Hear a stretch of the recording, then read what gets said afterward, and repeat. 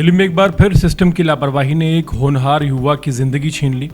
राजधानी के वसंत कुंज इलाके में सड़क पर फिसलन और खुले नाले ने ऐसा जानलेवा जाल बिछाया कि 20 साल के एक छात्र की हमेशा के लिए इस दुनिया से रुखसत हो गया। सवाल सिर्फ एक हादसे का नहीं है, बल्कि उस व्यवस्था का है जो कि हर दुर्घटना के बाद जागती है और कुछ दिनों बाद ये व्यवस्था फिर से सो जाती है।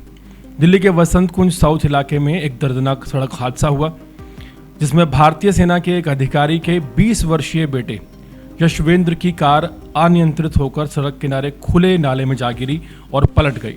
गंभीर रूप से घायल यशवेंद्र को अस्पताल ले जाया गया, लेकिन डॉक्टर उसे बचा नहीं सके।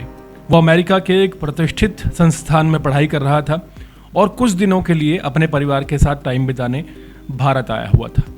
पुलिस के मुताबिक हादसे के वक्त यशवेंद्र अपनी महिला फ्रेंड को उसके घर छोड़ने जा रहा था। दोनों गुरुवार रात एक दोस्त के घर रुके थे।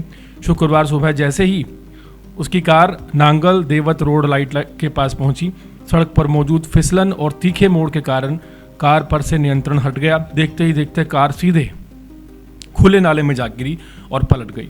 इस हादसे में यशवेंद्र की मौत हो गई, जबकि उसकी महिला फ्रेंड की जान किसी तरह बचाई गई, जिसकी वीडियो भी सामने आई है। दक्षिण पश्चिमी दिल्ली पुलिस का कहना है कि शुरुआती जांच में सड़क पर फिसलन, तीखा मोड़ और खुला नाला हादसे की बड़ी वजह नजर आ रही है।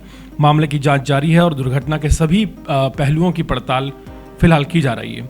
लेकिन सबसे बड़ा सवाल यह है कि अगर सड़क पर फिसलन थी, मोड़ खतरनाक था, नाला खुला था और उसके ठीक बगल में मतलब खुला नाला था, तो वहाँ पहले से सुरक्षा के इंतजाम क्यों नहीं किए गए?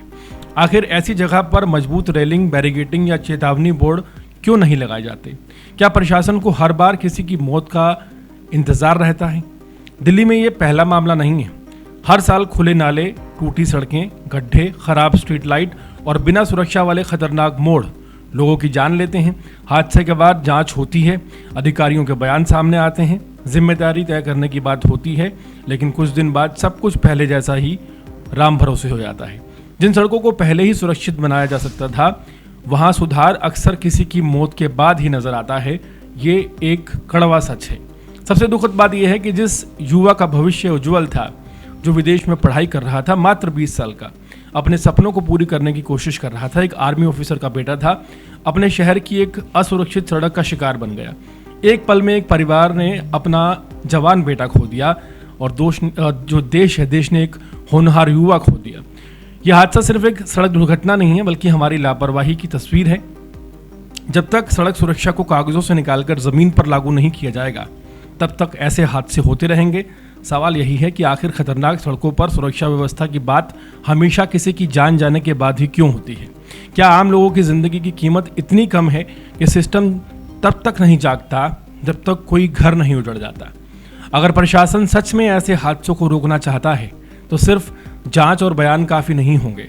खुले नालों को सुरक्षित करना होगा, खतरनाक मोड़ों पर रेलिंग लगानी होगी, फिसलन वाली सड़कों को समय पर मरम्मत की ज़रूरत है तो मरम्मत करनी होगी और चेतावनी संकेत लगाने ज़रूरी हैं, क्योंकि सड़क पर एक छोटी सी लापरवाही किसी परिवार की ज़िंदगी बर्बाद कर सकती है, किसी घर को उजाड़ सकती है।